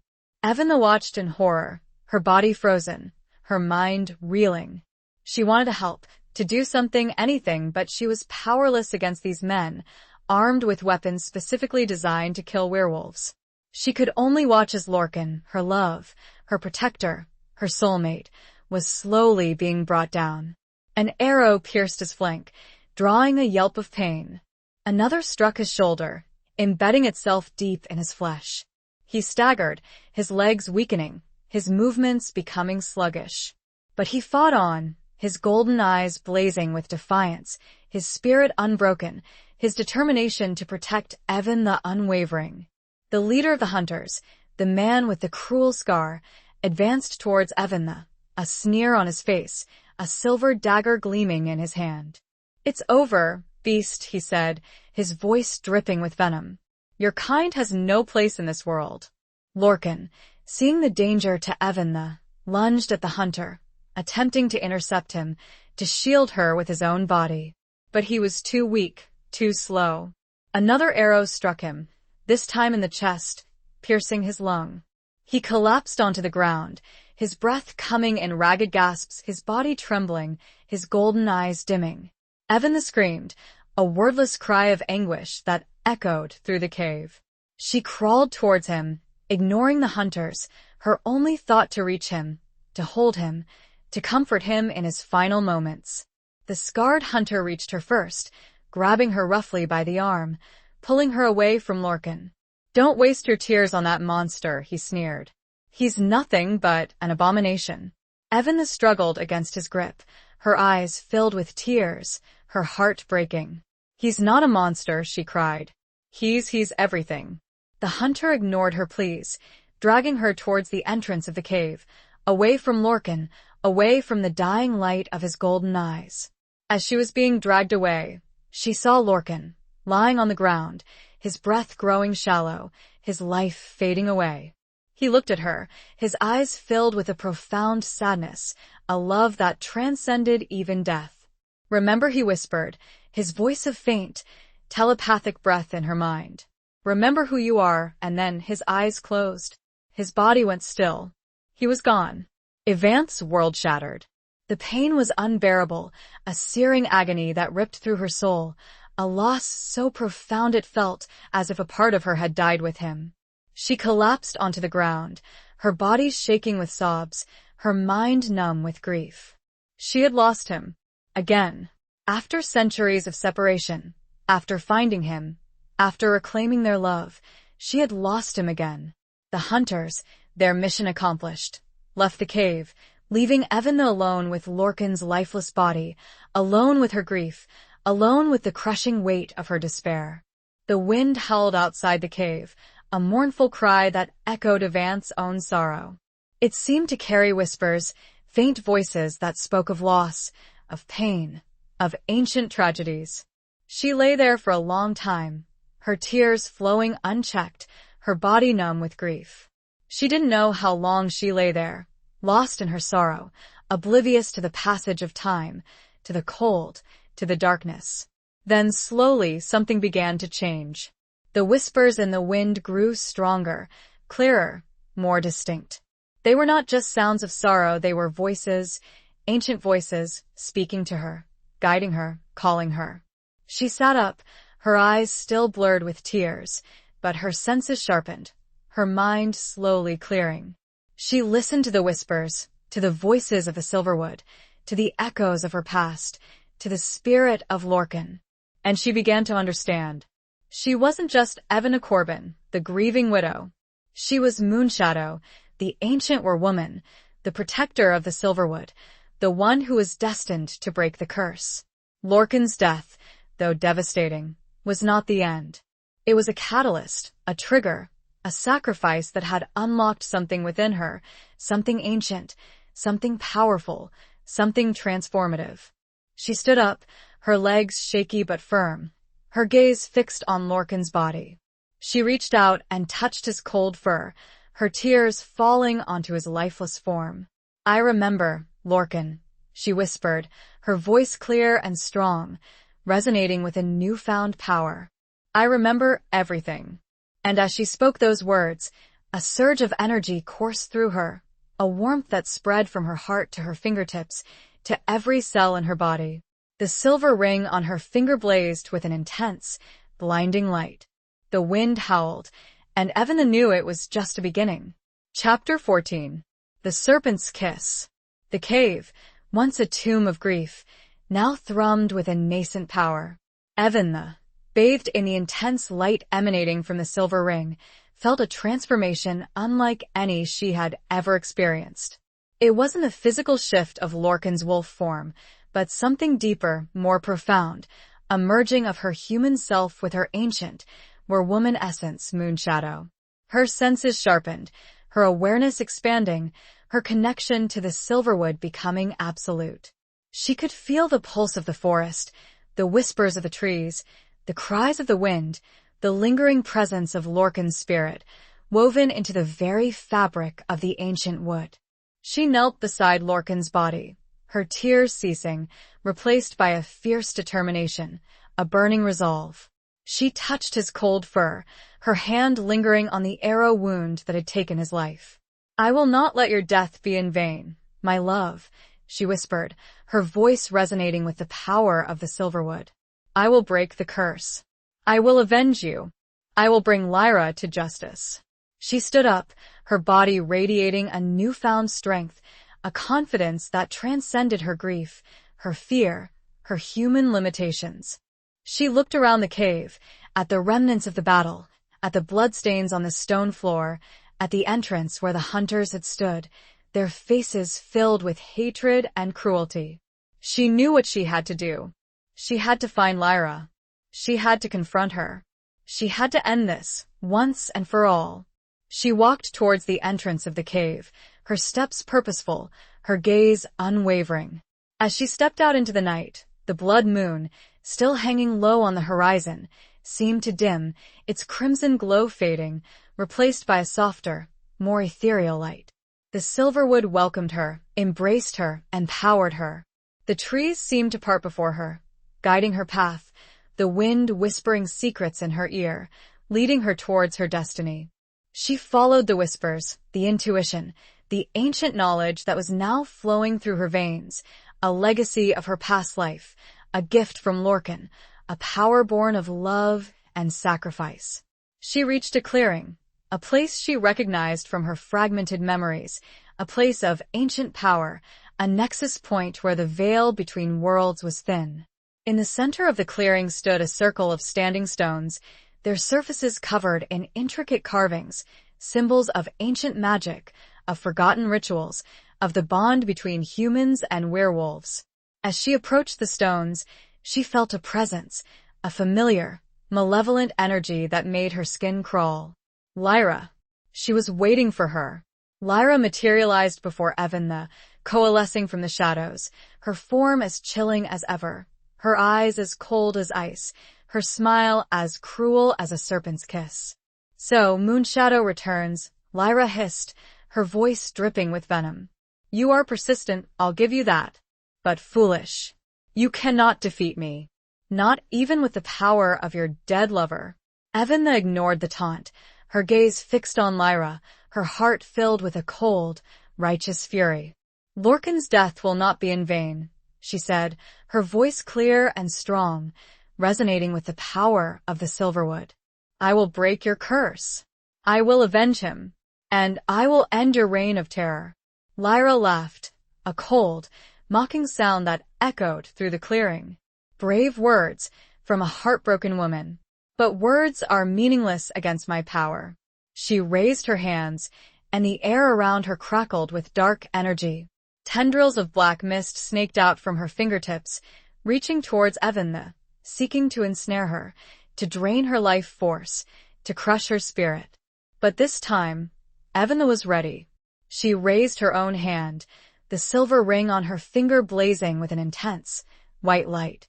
She drew on the power of the Silverwood, on the love she shared with Lorcan, on the ancient magic that was now fully awakened within her. A shield of pure energy shimmered into existence around her, protecting her from Lyra's attack. The tendrils of black mist struck the shield, hissing and spitting, but they could not penetrate it. Lyra's eyes widened in surprise, her face contorting with a mixture of rage and fear. "Impossible," she gasped. "How can you be so strong?" "I am Moonshadow," Evan said, her voice resonating with the power of her ancient self. "Protector of the Silverwood. And I will not let you harm it or anyone else ever again." The stones began to hum, and for the first time, Lyra showed true fear. Chapter 15. A Dance with Destiny. The standing stones hummed with a growing intensity, their ancient carvings glowing with an ethereal light, resonating with Avant's power, amplifying her connection to the Silverwood. The air crackled with energy, a palpable force that pressed down on Lyra, pushing back her dark magic, diminishing her strength. Lyra, her eyes wide with a fear she had never shown before, struggled to maintain her composure. This cannot be," she stammered, her voice losing its characteristic venom, replaced by a tremor of vulnerability. "The stones, they are working against me. They are working with me," Evan said, her voice firm and unwavering, her gaze fixed on Lyra, her heart filled with a cold, righteous determination. "They recognize their true protector. They recognize the power of the Silverwood, the power of love, the power that you have always scorned, always underestimated." Lyra unleashed another wave of dark energy, desperate to break free from the influence of the standing stones, desperate to regain control of the situation. But her attack was weak, fragmented, lacking the focus and intensity of her previous assaults. Evan easily deflected the attack, her shield of pure energy shimmering, unwavering, impenetrable. She took a step forward, her body radiating a newfound power, a confidence that came from embracing her true self, her ancient heritage, her destiny. "It's over, Lyra," Evan said, her voice resonating with the authority of the Silverwood. "Your reign of terror ends here. Your curse will be broken, and you will pay for your crimes." Lyra, her face contorted with rage and desperation, refused to surrender.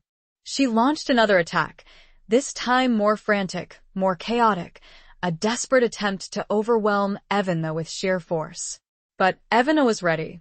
She moved with a grace and agility she hadn't known she possessed, dodging Lyra's attacks, weaving through the tendrils of black mist, her movements fluid and instinctive, guided by the ancient knowledge that was now flowing through her veins. She countered Lyra's attacks with her own, channeling the power of the Silverwood, of the Standing Stones, of the Silver Ring, of Lorcan's love, into beams of pure, white energy that struck Lyra with increasing force, pushing her back, weakening her, diminishing her dark magic. The battle raged, a dance of light and darkness, of love and hate, of ancient power and twisted ambition. The clearing pulsed with energy. The blood moon, now a pale crescent in the sky, seemed to watch with a silent anticipation. Lyra, her strength fading, her dark magic waning, began to lose ground. She stumbled, her movements becoming sluggish, her attacks losing their focus, her eyes filled with a growing despair. Evan pressed her advantage, her attacks becoming more precise, more powerful, more relentless. She channeled the energy of the Silverwood, of the Standing Stones, of the Silver Ring, of Lorcan's love, into a final, devastating blow.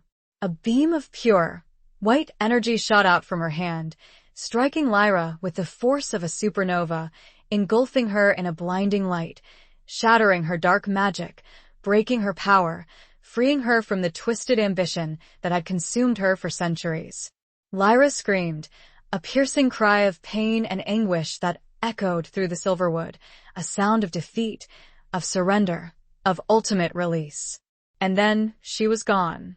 Her body dissolved into particles of light, scattering into the wind, her essence returning to the source from which it came, leaving behind only the lingering scent of ozone and the silence of the ancient wood. Evan stood there, her body trembling with exhaustion, her energy depleted, but her heart filled with a profound sense of peace, of victory, of closure.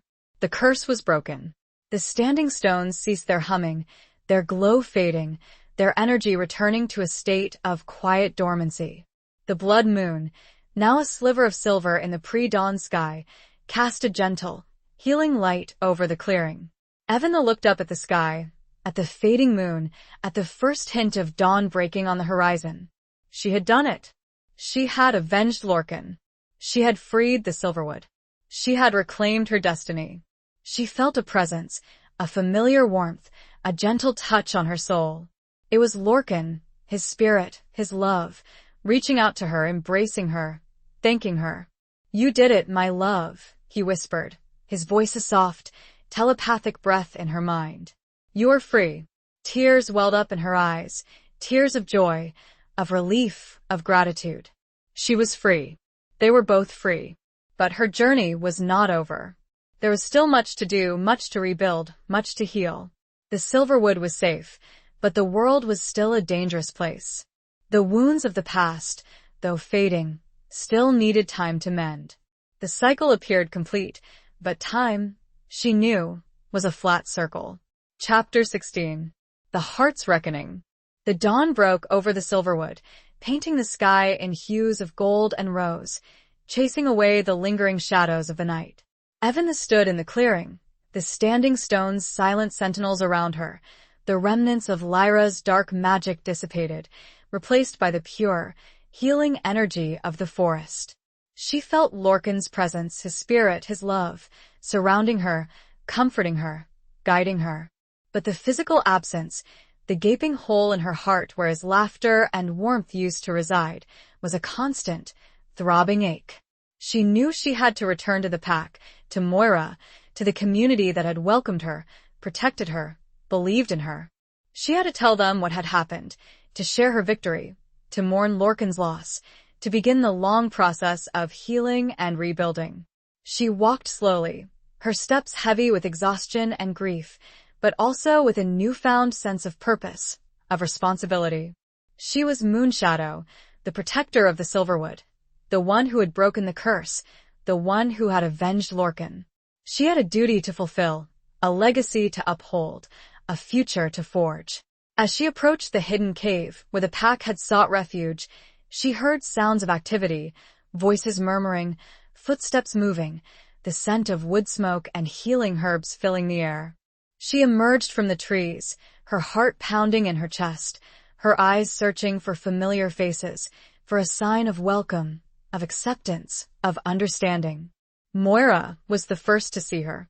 The old woman, her face etched with worry and grief, rushed towards Eventha, her golden eyes widening in surprise, then flooding with relief.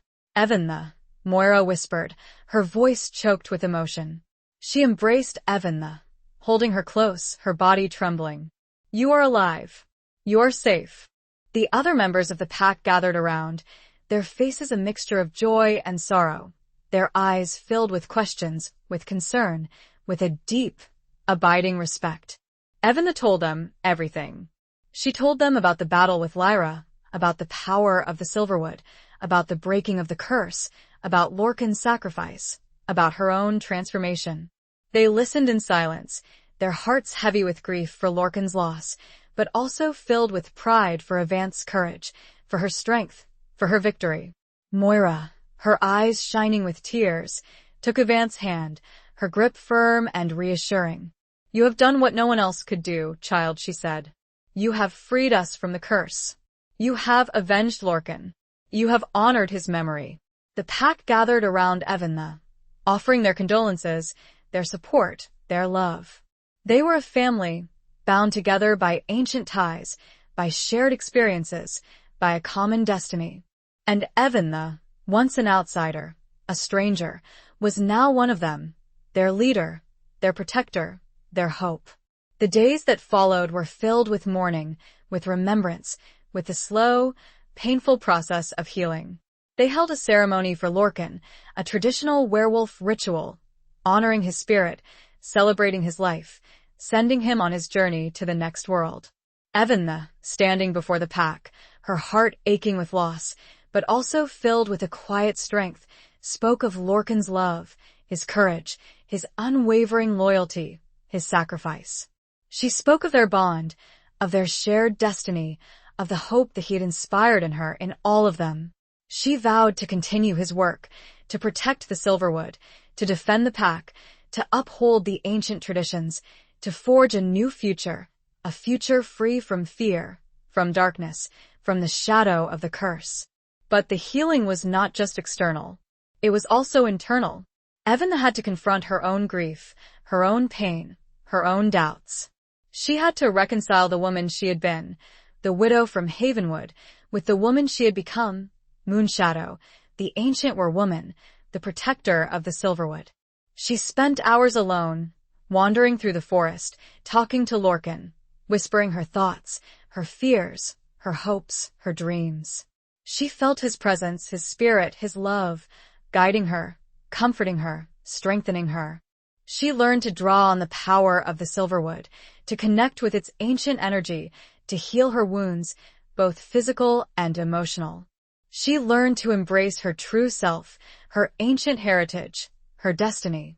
She began to understand that Lorcan's death, though tragic, was not the end. It was a new beginning, a chance to rebuild, to create a better world, a world where humans and werewolves could coexist in peace, in harmony, in love. The reckoning of her heart was a long and arduous process, a journey of self-discovery, of healing, of transformation. It wasn't easy, but she went through it with a growing understanding. Chapter 17. Shadows of Betrayal. The Silverwood, once a place of fear and danger, slowly transformed into a sanctuary, a haven of healing and renewal. Eventha, guided by Moira and the elders of the pack, learned to harness her newfound powers, to deepen her connection to the ancient magic of the forest, to embrace her role as Moonshadow, the protector of their kind. She spent her days exploring the Silverwood, discovering hidden pathways, ancient groves, forgotten rituals.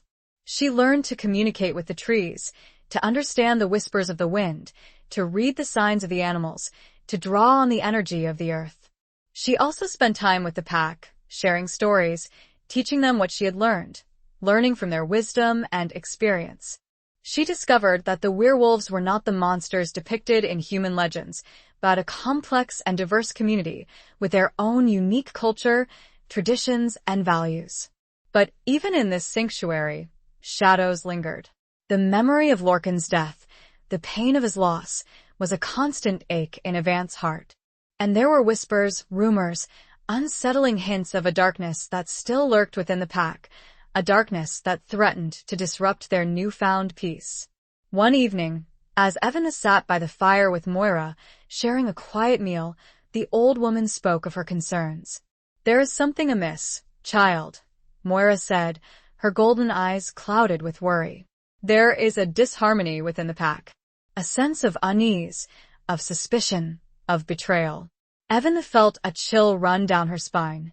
She had sensed it too, a subtle tension, a guardedness in some of the pack members, a whispering behind closed doors, a feeling that something was not right. "What do you mean, betrayal?" Evan asked, her voice low and cautious. Moira hesitated, her gaze flickering around the clearing, as if afraid of being overheard. "There are rumors," she said. "Whispers of someone within the pack who was collaborating with Lyra. Someone who helped her track you down, who provided her with information, who betrayed Lorcan." Evance's heart pounded in her chest. The thought that someone within the pack, someone Lorcan had trusted, had been responsible for his death was unbearable. "Who?" Evan asked, her voice trembling with anger and disbelief. "Who would do such a thing?" Moira shook her head. "I do not know," she said. "The rumors are vague, unsubstantiated, but they are persistent, and they are growing stronger." They spent the rest of the evening discussing the rumors, trying to piece together the fragments of information, trying to identify the potential traitor. They examined the events leading up to Lorcan's death, searching for clues, for inconsistencies, for any sign of who might have been working with Lyra.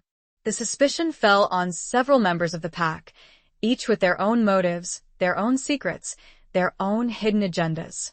There was Gareth, a young, ambitious wolf who had always resented Lorcan's leadership. There was Rhiannon, a quiet, enigmatic woman who had a history of conflict with Moira. There was Bran, an elder who had always opposed Lorcan's close relationship with humans. Evana realized that she had to uncover the truth, to expose the traitor, to protect the pack from further harm. But she also knew that she had to be careful, to avoid accusations, to avoid creating further division within the community. She decided to investigate discreetly, to observe the suspects, to listen to the whispers, to gather evidence, to uncover the truth without causing a rift within the pack. She began to spend more time with the individual members of the pack, engaging them in conversation, observing their behavior, searching for any sign of guilt, of deception, of betrayal. She discovered that Gareth was indeed ambitious, but he was also fiercely loyal to the pack and deeply saddened by Lorcan's death. She found that Rhiannon was quiet and enigmatic, but she was also a skilled healer and deeply devoted to the well-being of the community.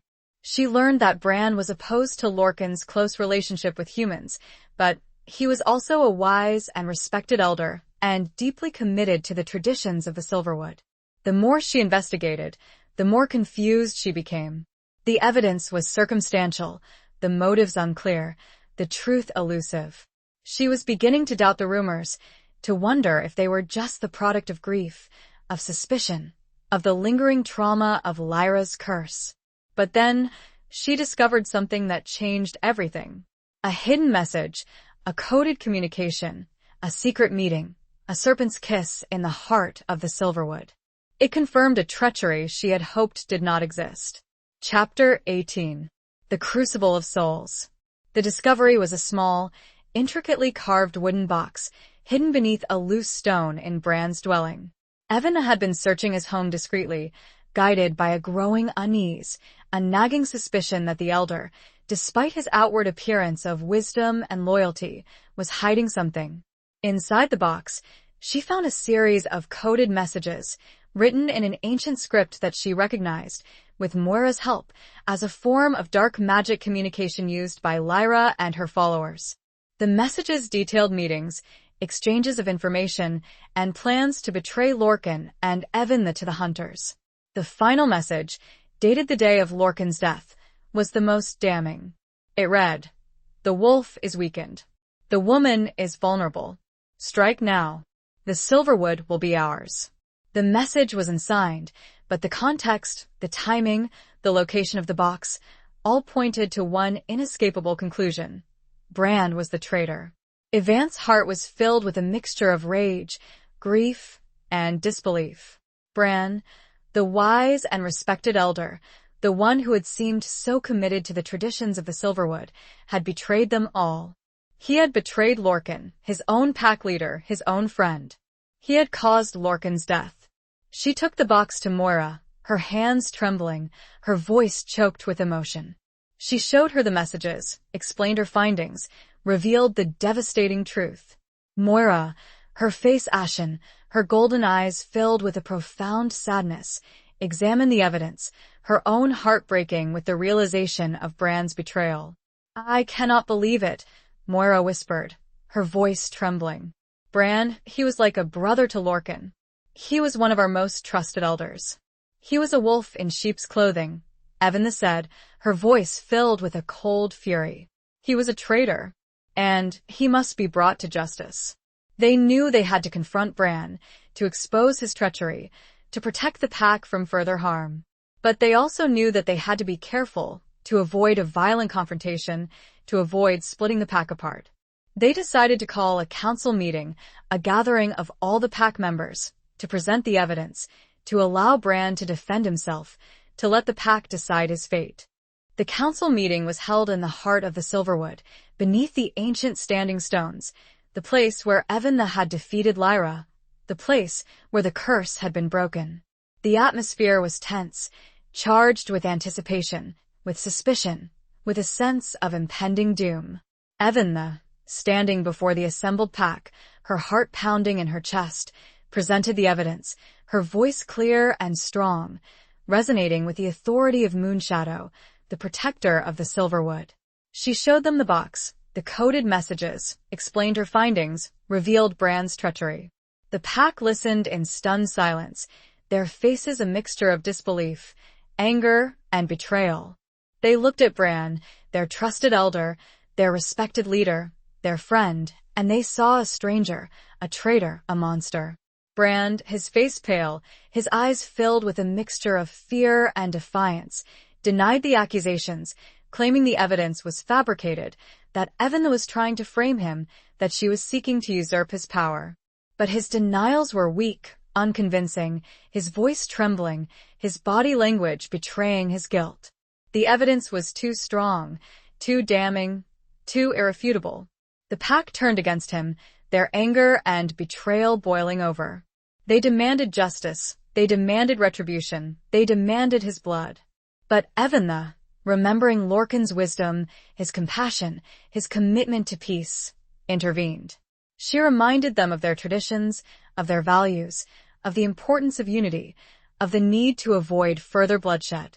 She proposed a trial, a crucible of souls, a test of truth, a ritual that would reveal Bran's guilt or innocence, a judgment that would be delivered by the Silverwood itself. The pack, swayed by Evance's words, by her leadership, by her commitment to justice and peace, agreed. The crucible of souls was a harrowing ordeal, a test of endurance, of courage, of truth. Bran, stripped of his power, stripped of his dignity, stripped of his lies, was forced to confront his demons, to confess his sins, to face the judgment of the Silverwood. In the end, he broke. He confessed his treachery, his collaboration with Lyra, his betrayal of Lorcan, his responsibility for Lorcan's death.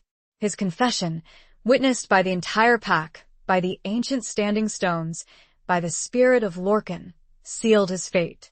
The Silverwood, through Evan, delivered its judgment, banishment.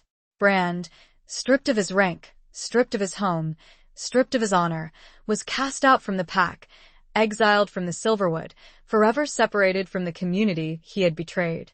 The pain on his face, however, suggested a fate worse than death. Chapter 19. The Dawn of Redemption. Bran's banishment was a somber affair, a stark reminder of the fragility of trust, the devastating consequences of betrayal, the enduring power of ancient laws. The pack watched in silence as the once respected elder, now a broken and disgraced figure, walked away from the Silverwood, his head bowed in shame, his future uncertain, his past a heavy burden on his soul. Evan, standing beside Moira, felt a mixture of relief, sadness, and a lingering sense of unease. Justice had been served, the traitor had been exposed, the pack was safe for now. But the wounds of betrayal were deep, the scars would take time to heal, and the shadow of Bran's treachery would linger in the Silverwood for a long time to come. The days that followed were filled with a quiet intensity, a period of reflection, of healing, of rebuilding. The pack, shaken by Bran's betrayal, drew closer together, their bonds strengthened by the shared trauma, their loyalty to Evan, their new leader, reaffirmed. Evan, guided by Moira and the remaining elders, worked tirelessly to restore harmony within the pack, to heal the divisions, to rebuild trust, to forge a new path forward, a path based on honesty, compassion, and unity. She implemented new safeguards, new protocols, new ways of communicating and sharing information to prevent future betrayals, to ensure that the pack remained strong, united, and protected. She also spent time with individual members of the pack, listening to their concerns, addressing their fears, offering her support, her guidance, her love. She understood that healing was a process, a journey, not a destination, and that it required patience, understanding, and a willingness to forgive. She also continued to deepen her connection to the Silverwood, to learn its secrets, to harness its power, to embrace her role as Moonshadow, the protector of their kind. She discovered new pathways, ancient groves, forgotten rituals that strengthened her connection to the ancient magic, that enhanced her abilities, that prepared her for the challenges that lay ahead. One evening, as she sat by the fire with Moira, sharing a quiet meal, the old woman spoke of the future, of the need to rebuild the relationship between the werewolves and the humans, of the importance of finding a way to coexist in peace, in harmony, in a world that had long been divided by fear and misunderstanding. "The curse is broken, child," Moira said, her golden eyes shining with a quiet hope. "But the prejudice, the hatred, the fear that remains. It is a different kind of curse, a curse of the mind, a curse of the heart. And it will be even harder to break." Evan nodded, her heart heavy with the weight of responsibility. She knew that Moira was right. The world outside the Silverwood was still a dangerous place, still filled with prejudice and misunderstanding, still haunted by the ancient animosity between humans and werewolves. "What can we do?" Evan asked, her voice filled with a quiet determination. "How can we bridge the gap? How can we find a way to live in peace?" Moira smiled, a slow, serene smile that crinkled the corners of her eyes. "We start small," she said. "We reach out to those who are open to us, to those who are willing to listen, to those who are seeking a different way. We show them who we truly are, not the monsters of their legends, but a community of beings who value peace, harmony, and respect for all life." Evan thought of Havenwood, her former home, the small coastal town where she had lived as a human, where she had experienced both love and loss, where she had first encountered Lorcan, where her journey had begun. She knew that she had to return to Havenwood, to confront her past, to reconnect with her human roots, to begin the long and difficult process of building bridges between the two worlds. She decided to leave the Silverwood, to venture back into the human world, to seek out those who were willing to listen, to understand, to accept the truth about the werewolves, to help her forge a new path forward, a path of peace, of harmony, of coexistence. It was a daunting task, a risky endeavor, a journey filled with uncertainty and potential danger. But Evan was no longer afraid. She was Moonshadow, the protector of the Silverwood, the one who had broken the curse, the one who had avenged Lorcan, the one who was destined to lead her people into a new dawn of redemption. She looked at Moira, her eyes filled with a quiet confidence, a fierce determination, a love for her pack, for her people, for the future. "I'm ready," she said. And it was the truth. Chapter 20. The final confrontation of hearts. Evance's return to Havenwood was a bittersweet homecoming. The familiar sights and sounds of the small coastal town, the scent of salt air and sea breeze, the cries of gulls overhead, all evoked a flood of memories, both joyful and painful. She remembered her life as a human, her marriage to Thomas, their quiet happiness, their shared dreams, their tragic loss. She remembered her first encounter with Lorcan, the spark of recognition, the awakening of something ancient and powerful within her, the beginning of her transformation. But Havenwood was also a place of shadows, of lingering prejudice, of fear and misunderstanding towards the werewolves, towards Lorcan, towards her. She knew that she would face resistance, hostility, perhaps even violence, as she attempted to bridge the gap between the two worlds, to build a foundation of trust and understanding. She decided to start small, to reconnect with the people she had known, the friends she had made, the community she had once belonged to. She visited the local library, the coffee shop, the market, the places where she had spent so much of her time as a human, seeking out familiar faces, engaging in conversations, subtly revealing her new identity, her new purpose. At first, she was met with suspicion, with disbelief, with fear. People whispered behind her back, avoided her gaze, shunned her presence. They remembered her as the quiet widow, the grieving woman who had disappeared without a trace, and they couldn't understand the change in her, the newfound confidence, the strange light in her eyes, the air of mystery that surrounded her. But Evana persisted. She spoke with patience, with compassion, with honesty. She shared her story, her experiences, her transformation. She explained the truth about the werewolves, about their ancient connection to the Silverwood, about their desire for peace, for harmony, for coexistence. Slowly, gradually, she began to win them over. Some of the people she had known, her former friends, her neighbors, began to listen, to understand, to accept her. They saw the sincerity in her eyes, the passion in her voice, the truth in her words. They saw that she was still Evana, the woman they had known and loved, but also something more, something stronger, something wiser, something magical. She found allies in unexpected places. The local librarian, a quiet, bookish woman named Sarah, who had always been fascinated by folklore and mythology, became a trusted confidant, a source of information, a bridge to the human community. The owner of the coffee shop, a gruff but kind-hearted man named Joe, who had always had a soft spot for Evana, offered her his support, his protection, his friendship. But there were also those who resisted, those who clung to their prejudice, their fear, their hatred. The local sheriff, a stern, unyielding man named Miller, who had always been suspicious of the werewolves, saw Evana as a threat, a danger, an enemy. He harassed her, threatened her, tried to drive her out of town. And then there was the final confrontation, the ultimate test of Evana's courage, her strength, her commitment to peace. A group of hunters, remnants of the ones who had killed Lorcan, fueled by their hatred, their fanaticism, their twisted ideology, returned to Havenwood, seeking revenge, seeking to eradicate the werewolves, seeking to destroy Evana. They attacked at night, under the cover of darkness, their weapons loaded with silver, their hearts filled with malice. They targeted Evana, they targeted her allies, they threatened the entire town. Evana, standing before them, her body radiating the power of Moonshadow, her eyes shining with the light of the Silverwood, confronted them. She offered them a choice, peace or violence, understanding or hatred, coexistence or destruction. But they refused to listen.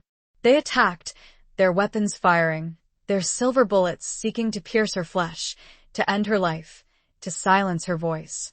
The final confrontation was a battle of wills, a clash of ideologies, a test of love and hate. Evana, drawing on the power of the Silverwood, on the support of her allies, on the memory of Lorcan, fought back. She fought not with violence, but with compassion. She fought not with hatred, but with understanding. She fought not with weapons, but with words, with truth, with the power of her transformed heart. She showed them the truth about the werewolves, about their ancient connection to the land, about their desire for peace, about their willingness to coexist. She showed them the error of their ways, the futility of their hatred, the destructive consequences of their violence. And slowly, gradually, she began to reach them. Some of the hunters, their hearts touched by Evana's words, by her courage, by her compassion, laid down their weapons, turned away from their hatred, embraced a new path, a path of peace, of understanding, of coexistence. Others, their hearts hardened by years of prejudice and fear, refused to surrender. They continued to attack, their weapons firing, their silver bullets seeking to destroy Evenna, to silence her voice. But Evenna, protected by the power of the Silverwood, by the love of her allies, by the spirit of Lorcan, stood strong. She deflected their attacks, she disarmed them, she subdued them, without killing them, without harming them, without resorting to the violence they had embraced. In the end, the hunters were defeated, their hatred extinguished, their violence quelled, their threat eliminated. Evenna, standing victorious, but also heartbroken by the conflict, by the loss, by the enduring power of prejudice, offered them a chance to redeem themselves, to join her in building a new future, a future of peace, of harmony, of coexistence. Some accepted her offer, their hearts transformed by the experience, their minds open to a new way of thinking, a new way of living. Others refused, their hatred too deeply ingrained, their fear too powerful, their minds closed to the possibility of change. The final confrontation of hearts was over. Evan had won, but the victory was bittersweet. The path to peace was long and arduous. The wounds of the past would take time to heal. The future was uncertain. But she had planted the seeds of change. She had built a bridge between two worlds. She had shown that love and understanding could conquer hatred and fear. She had honored Lorcan's memory. She had fulfilled her destiny. She looked to the sky, cleared now and full of stars, and she had a feeling that the path forward was still the right one. Epilogue. The years that followed were a testament to Avant's unwavering commitment to peace, to her tireless efforts to bridge the gap between humans and werewolves, to her enduring love for Lorcan, to her legacy as Moonshadow, the protector of the Silverwood. Havenwood, once a town divided by fear and prejudice, slowly transformed into a beacon of coexistence, a place where humans and werewolves lived side by side, sharing their lives, their cultures, their dreams. The Silverwood, once a place of shadows and danger, became a sanctuary, a haven for both species, a symbol of the enduring power of nature, of the ancient magic that connected them all. Evan, guided by Moira and the elders of the pack, established a council, a governing body composed of both humans and werewolves, to oversee the affairs of the community, to resolve disputes, to promote understanding, to ensure the well-being of all. Sarah, the librarian, became a key member of the council, her knowledge of history, of folklore, of human and werewolf cultures, proving invaluable in bridging the gap between the two worlds. Joe, the coffee shop owner, became a beloved figure in the community, his gruff exterior hiding a warm heart, his establishment a gathering place for both humans and werewolves, a place where friendships were forged, where differences were celebrated, where a new sense of belonging was created. Sheriff Miller, initially resistant, eventually came to accept Evan and the werewolves, his prejudice slowly eroding, replaced by a grudging respect, then by a genuine understanding, and finally by a sincere friendship. He became a protector of the community, a guardian of the peace, a defender of the rights of both humans and werewolves. The hunters who had chosen to lay down their weapons to embrace a new path became integrated into the community, their skills and knowledge put to good use, protecting the Silverwood, guarding the town, working alongside their former enemies, their hearts transformed by the experience, their lives redeemed.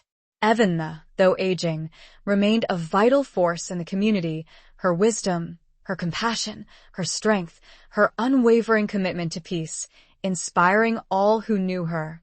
She continued to draw on the power of the Silverwood, to communicate with its ancient spirit, to protect its inhabitants, to guide her people towards a brighter future.